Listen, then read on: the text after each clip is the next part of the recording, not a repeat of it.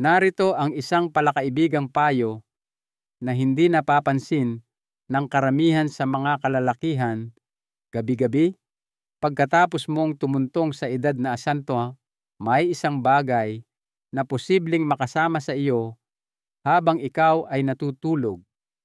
Ang iyong katawan ay pumapasok sa isang estado ng pag-aayuno at kung walang tamang suportang nutrisyon, maaari nitong simulan na sirain hindi lamang ang iyong kalamnan, kundi pati na rin ang mahahalagang ugat na daluyan ng dugo na kritikal para sa intimasya, enerhiya at pangkalahatang kalakasan.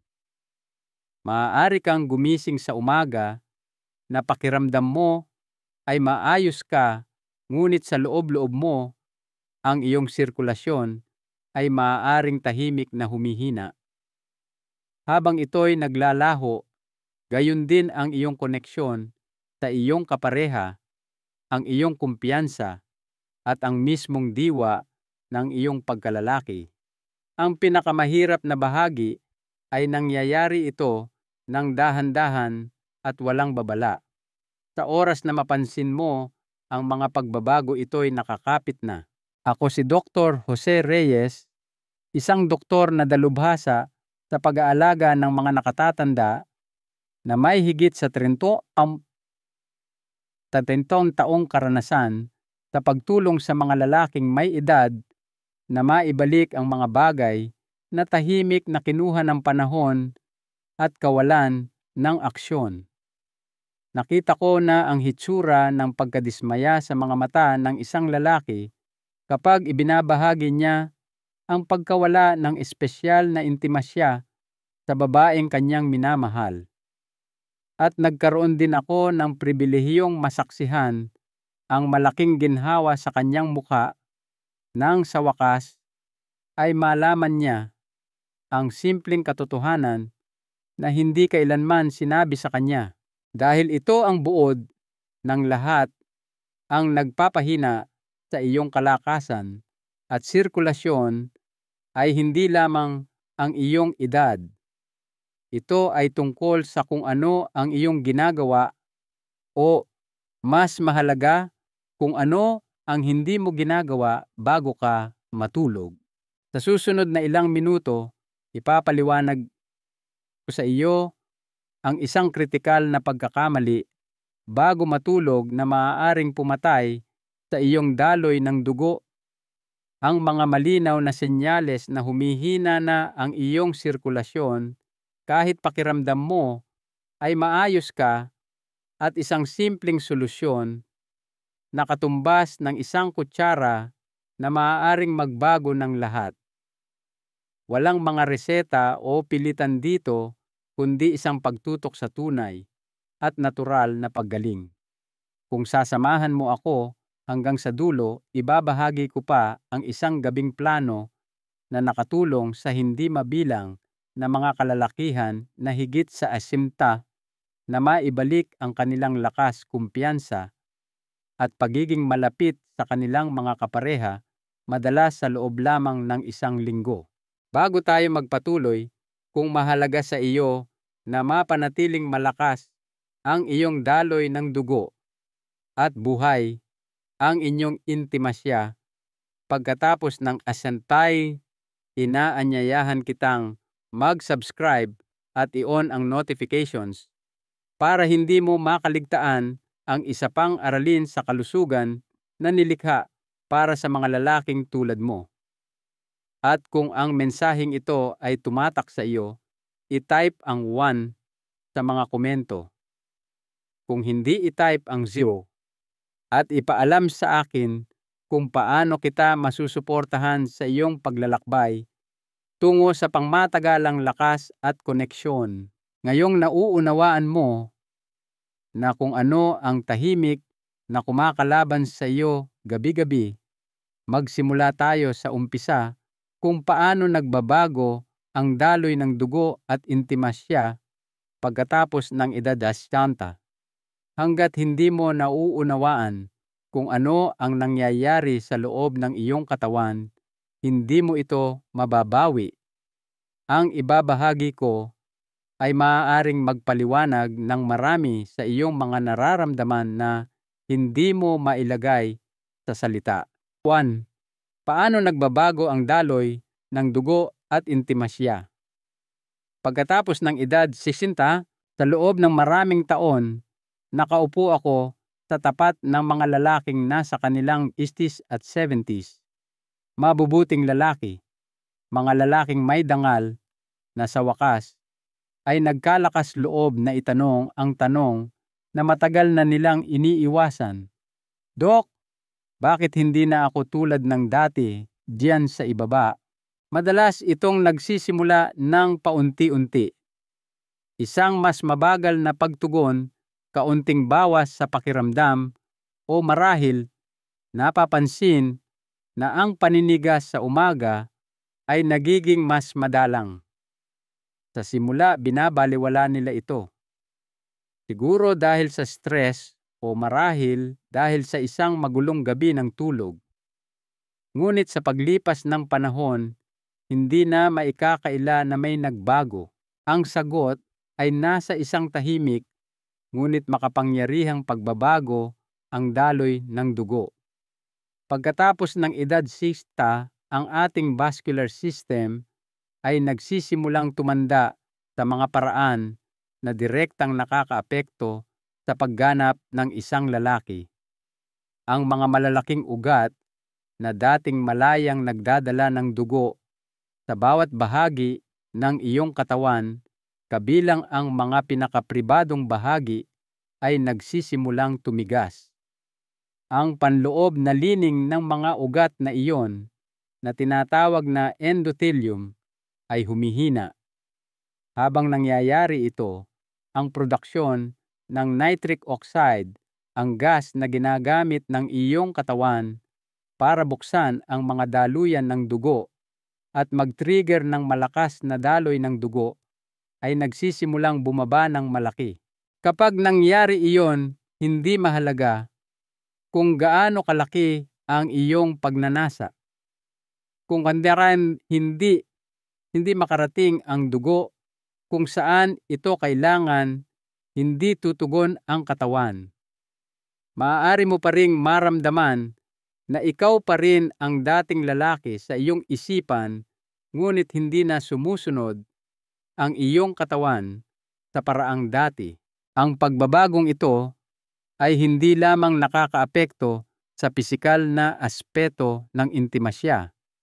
Apektado rin nito ang iyong kumpiyansa, ang iyong koneksyon sa iyong kapareha, at maging ang iyong pagkakakilanlan. Sa kasamaang palad, karamihan sa mga lalaki ay tinatanggap ang paghinang ito bilang normal na bahagi ng pagtanda, nang hindi na pagtatanto na madalas itong matutugunan sa natural at epektibong paraan. Ngunit narito ang tunay na panganib. Kadalasan ang pagbaba ng daloy ng dugo na ito ay nangyayari ng tahimik. May mga babala, oo, ngunit madali itong makaligtaan o balewalain. Sa katunayan, maaaring nararanasan mo na ang ilan sa mga ito nang hindi mo alam na konektado ito sa mahinang sirkulasyon. At kapag lumitaw na ang mga senyales na ito, nangangahulugan ito na hindi pa lamang nagsisimula ang problema, nakakapit na ito. Kaya bago tayo magpatuloy, nais kong tulungan kang makita kung ano ang maaaring nangyayari sa iyong sariling katawan. Kung mas maaga mong makikilala ang mga senyales, mas madaling ibalik sa dati ang mga bagay. Tingnan natin ng mas malapitan ang mga banayad at maagang babala na maaaring humihina na ang iyong daloy ng dugo bago pa man tuluyang huminto ang lahat. 2. Mga senyales na humihina na ang iyong daloy ng dugo at hindi mo ito alam. Kung may isang bagay akong natutunan pagkatapos ng mga dekada ng paggamot sa mga lalaking higit sa 60 ito, ay ang katawan ay bumubulong muna bago ito sumigaw. Karamihan sa mga lalaking pumapasok sa aking opisina na may mga issue sa sirkulasyon ay hindi ito nakuha sa isang gabi lang. Naroon na ang mga senyales. Hindi lang nila alam kung ano ang hahanapin. Naaalala ko ang isang pasyente na nagngangalang Mang Tomas, isang 78 taong gulang na dating foreman sa konstruksyon. Nagpunta siya sa akin hindi dahil sa mga issue sa intimasya, kundi dahil palagi siyang pagod. Pinupulikat ang kanyang mga binti sa gabi at napansin niyang hindi na siya gumigising na may parehong sigla tulad ng dati. Sinabi niya sa akin, "Dok, pakiramdam ko, may apoy pa sa loob ko, pero ayaw lang umandar ng makina." Ang mga salitang iyon ay tumatak sa akin. Ang hindi napagtanto ni Mang Tomas at ng maraming kalalakihan ay ang mga maliliit na senyales na ito ay talagang mga pulang babala. Ang malamig na paa sa gabi, isang banayad na pagbawas sa paninigas sa umaga, pagkapagod na hindi nawawala sa pagtulog, hirap sa pag-focus, kahit na ang mga bagay tulad ng nabawasang pakiramdam o nangangailangan ng mas maraming stimulasyon para makaramdam ng pagkasabik ay lahat ng senyales ng nanganganib na daloy ng dugo lalo na sa pelvic region. Maaaring umaakyat ka pa rin ng hagdan, naglalakad-lakad at pakiramdam mo ay okay ka sa pangkalahatan, ngunit sa ilalim ang iyong sirkulasyon ay maaaring dahan-dahang humihina. Dahil ang mga lalaki ay may tendensyang tiisin ang hirap baliwalain ang mga bagay-bagay at iwasang pag-usapan ang mga pribadong problema, ang mga babalang ito ay madalas na hindi napapansin hanggang sa mas mahirap nang ibalik sa dati. Ang kakayahan ng katawan na ayusin at muling buuin ang mga daluyan ng dugo ay humihina sa pagtanda, ngunit hindi ito nawawala. Kaya napakahalaga na mahuli ng maaga ang mga senyales na ito. Kapag nagsimula mo nang mapansin ang mga pagbabago, nangangahulugan ito na ang vascular system ay nasa ilalim na ng stress sa loob ng ilang buwan o kahit na taon. Kung mas matagal mong babaliwalain ang mga senyales, mas nagiging mahirap ang daan pabalik. Ngunit ang magandang balita ay ang katawan ay tumutugon ng napakahusay sa tamang uri ng suporta, lalo na sa gabi kung kailan natural na dapat mangyari ang pagkumpuni at pagpapanumbalik. Ang susi ay alamin kung ano ang humahadlang sa proseso ng paggaling na iyon. May isang karaniwang pagkakamali na nakikita kong ginagawa ng mga nakatatandang lalaki gabi-gabi nang hindi man lang napagtatanto na tahimik nitong sinasabotahe ang kanilang sirkulasyon habang sila ay natutulog. Hindi ito tungkol sa kung ano ang ginagawa nilang mali sa araw. Ito ay tungkol sa kung ano ang kanilang nakakalimutang gawin bago matulog. Kapag inayos mo ito, ang mga pagbabago ay maaaring maging mabilis at kahit na makapagpabago ng buhay. Hayaan mong ipakita ko sa iyo kung ano ito. 3. Ang number 1 pagkakamali. Bago matulog na pumapatay sa iyong sirkulasyon. Isa sa pinakamahirap na bahagi ng aking trabaho ay ang umupo sa tapat ng isang lalaki na ginawa ang lahat ng tama sa maghapon. Naglalakad siya, kumakain ng maayos, umiinom ng kanyang mga gamot at nagtataka pa rin kung bakit humihina ang kanyang intimasya at bumabagsak ang kanyang enerhiya.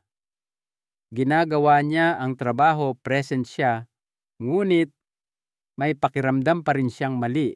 Ang hindi alam ng karamihan sa mga lalaking ito ay ang kanilang pinakamalaking pagkakamali ay hindi nangyayari sa maghapon. Ito ay nangyayari bago mismo sila matulog.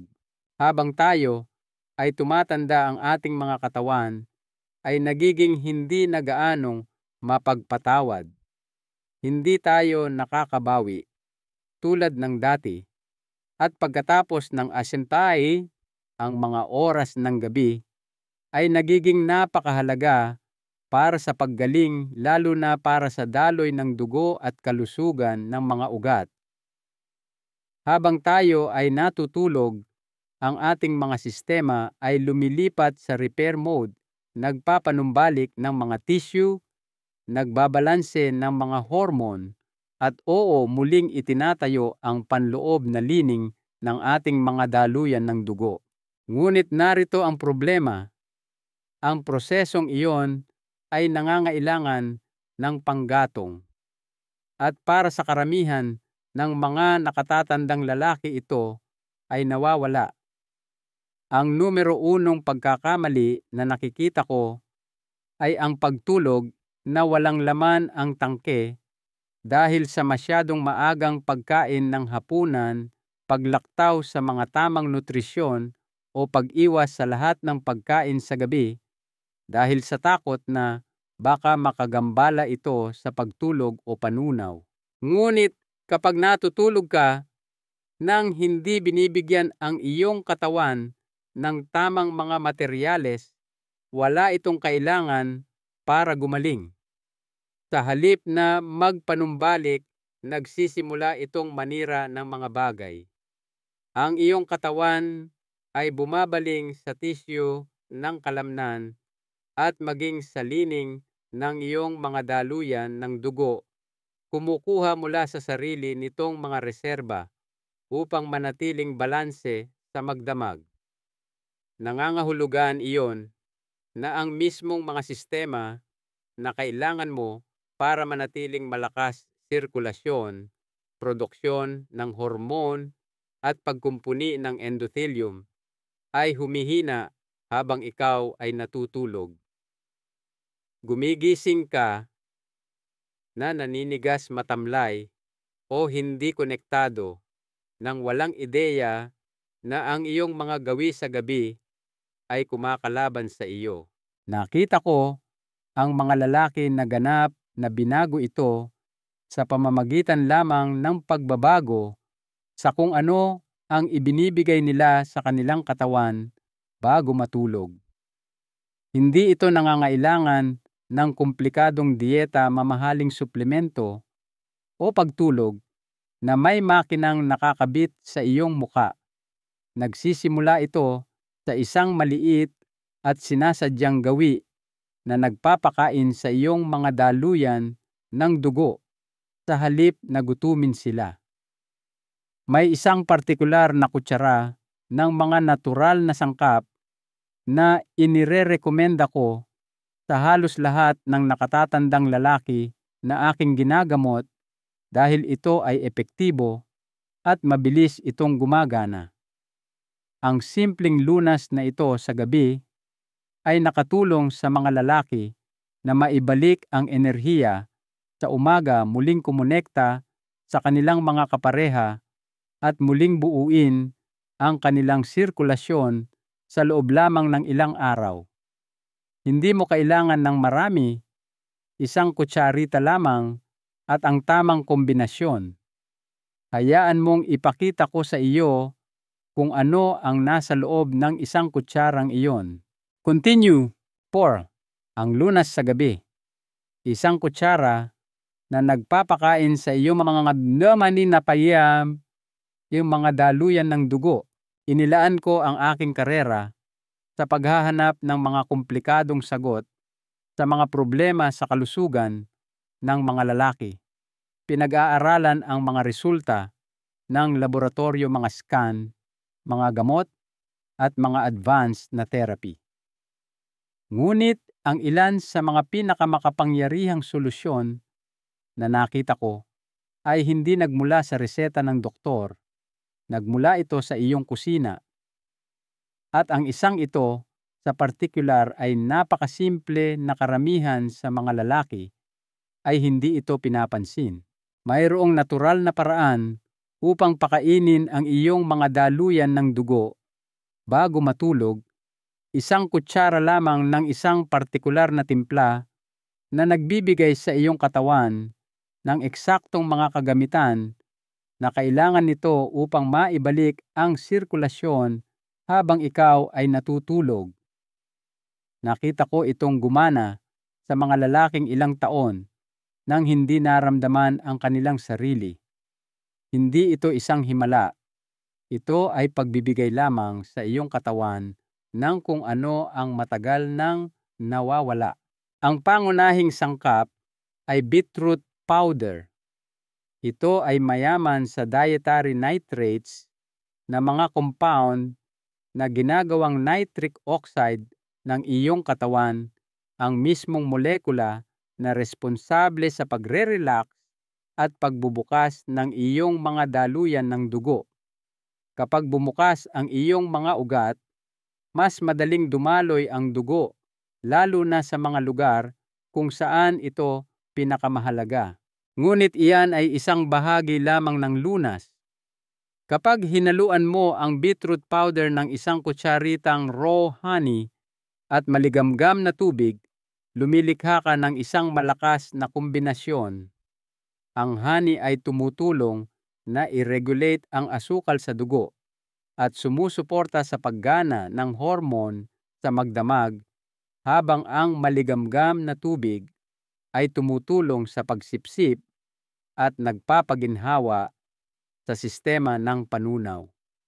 Sama-sama sila ay gumagana ng magkakasuwato upang maghatid ng sustansya sa iyong vascular system sa eksaktong oras na pinakakailangan nito. Nakakamangha kung paano ang isang napakaliit na bagay, isang kutsara, ay maaaring magdulot ng napakalaking pagkakaiba. May mga pasyente akong nagulat na gumigising na may mas mahusay na sirkulasyon, mas kaunting pulikat sa binti, at kahit na ang pagbabalik ng paninigas sa umaga, minsan pagkatapos lamang ng ilang gabi. At hindi lamang ito ang pisikal na pagbabago. Ito ay ang emosyonal na pag-angat na kasama nito. Kapag nagsimulang maramdaman ng isang lalaki na bumabalik ang sigla, nagbabago ang buong tindig niya. Mas tumatayo siya ng tuwid nagsasalita ng may higit na kumpiyansa at muling kumukonekta sa mga paraan na higit pa sa kwarto. Ngayon, kung gusto mong masulit pa ang ritual na ito bago matulog, may ilang natural na sangkap na maaaring magpalakas ng epekto. Isipin sila bilang mga pampalakas, mga partikular na sustansya na gumagana kasabay ng iyong panggabing kutsara upang suportahan ang iyong mga daluyan ng dugo, pakalmahin ang iyong nervous system at palalimin ang iyong pagtulog. Tingnan natin ang 3 pinaka-epektibo na inirekomenda ko sa aking mga pasyente at kung bakit napakalaki ng kanilang pagkakaiba. 5. 3 natural na karagdagan para palakasin ang iyong ritual bago matulog. Pagdating sa muling pagbuo ng daloy ng dugo at pagpapanumbalik ng intimasya, pagkatapos ng atsinpa, ang isang kutsarang iyon sa gabi ay isang malakas na panimula. Ngunit minsan kailangan ng katawan ng kaunti pang suporta para tunay na umunlad. May mga pasyente akong nagsasabi sa akin, "Dok, nakatulong ang timpla, pero may iba pa ba akong magagawa para mas bumuti ang pakiramdam ko?" At ang sagot ay oo. May 3 natural na karagdagan aking inirekomenda ng paulit-ulit sa mga lalaking gustong palakasin ang kanilang mga resulta at gumagana ang mga ito ng mahusay kasabay ng iyong panggabing lunas. Ang una ay magnesium. Ang tahimik na mineral na ito ay madalas na hindi napapansin, ngunit may mahalagang papel ito sa pagre-relax ng iyong mga daluyan ng dugo, pagpapakalma ng iyong nervous system at pagpapabuti ng kalidad ng pagtulog. Karamihan sa mga nakatatandang lalaki ay kulang dito at hindi man lang nila alam. Ang pag-inom ng maliit na dosis ng magnesium bago matulog ay hindi lamang nakakatulong sa iyong sirkulasyon, kundi pinipigilan din ang pulikat sa binti at ang mga nakakainis na paggising sa gabi na nagnanakaw sa iyong katawan ng malalim at restorative na pahinga. Susunod ay ang L-arginine, isang amino acid na ginagamit ng iyong katawan upang makagawa ng nitric oxide, ang parehong mahalagang compound na tinutulungan ng beetroot na stimulate. Kapag ipinares mo ang L-arginine sa dietary nitrates mula sa beetroot, ang mga epekto ay madalas na mas mabilis at mas kapansin-pansin. Nakita ko ang mga lalaki na nabawi ang malaking enerhiya, init sa kanilang mga kamay at paa at isang panibagong pakiramdam ng pisikal na pagtugon pagkatapos lamang ng ilang araw ng pagsasama ng dalawa. At pagkatapos ay merong ashwagandha, isang nakapagpapakalmang halamang gamot na ginagamit sa loob ng libu-libong taon upang mapawi ang stress, balansehin ang mga hormone at mapabuti ang pagtulog. Sa gabi, ang iyong katawan ay hindi lamang nagpapahinga. Binabalanse nito muli ang iyong buong sistema. Ang isang tasa ng maligamgam na ashwagandha tea ay tumutulong na mapababa ang cortisol, ang stress hormone, sumusuporta sa testosterone, at inihahanda ang iyong katawan na magpanumbalik habang ikaw ay natutulog. Ang mga emosyonal na benepisyo ay kasing lalim din, mas kaunting stress, mas kaunting tensyon, mas maraming presensya kasama ang iyong kapareha, at mas maraming kapayapaan sa iyong sariling balat. Ang gusto ko sa tatlong ito ay natural sila, madaling hanapin at banayad sa katawan. Hindi nila pinangingibabawan ang iyong sistema. Nakikipagtulungan sila dito.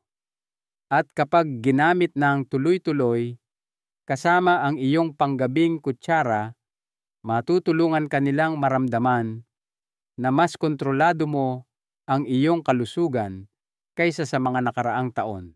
Ngayong alam mo na kung ano ang ibibigay sa iyong katawan, hayaan mong ipakita ko sa iyo kung paano ito pagsasama-samahin hakbang-hakbang. Dahil ang tunay na pagbabago ay dumarating kapag ginawa mo itong isang gawi. Narito kung paano buuin ang iyong simple at makapangyarihang ritual bago matulog. 6. Ang iyong kumpletong plano sa ritual gabi-gabi. Kaya ngayon alam mo na ang katotohanan, ang iyong daloy ng dugo ay hindi basta-basta naglalaho sa magdamag. Ito ay tahimik na dumudulas at karamihan sa mga lalaki ay hindi ito napapansin hanggang sa may mahalagang bagay na nawawala. Ngunit alam mo na rin ang kapangyarihan ng pagiging pare-pareho. Pagdating sa pagpapanumbalik ng sirkulasyon, lakas at intimasya pagkatapos ng isyonta, ang iyong ginagawa bago matulog ay maaaring magbago ng lahat. Hayaan mong gabayan kita sa panggabing plano na ginamit ko sa daan-daang lalaking tulad mo, mga lalaking ayaw ng tableta o pangako, kundi isang bagay na gumagana. Magsimula mga 30 hanggang minuto bago matulog. Paghaluin ang 1 kutsarita ng beetroot powder at 1 kutsarita ng raw honey sa isang baso ng maligamgam na tubig. Haluin ito nang dahan-dahan huminga ng malalim at inumin ito ng may kamalayan. Isipin mo ito bilang panggatong para sa iyong repair system. Hindi lamang ito isang inumin. Ito ay isang senyales sa iyong katawan na ibinibigay mo ang kailangan nito para magpanumbalik sa magdamag. Idagdag ang iyong mga pampalakas optional. Kung pipiliin mo, ito rin ang oras para inumin ang iyong magnesium at L-arginine.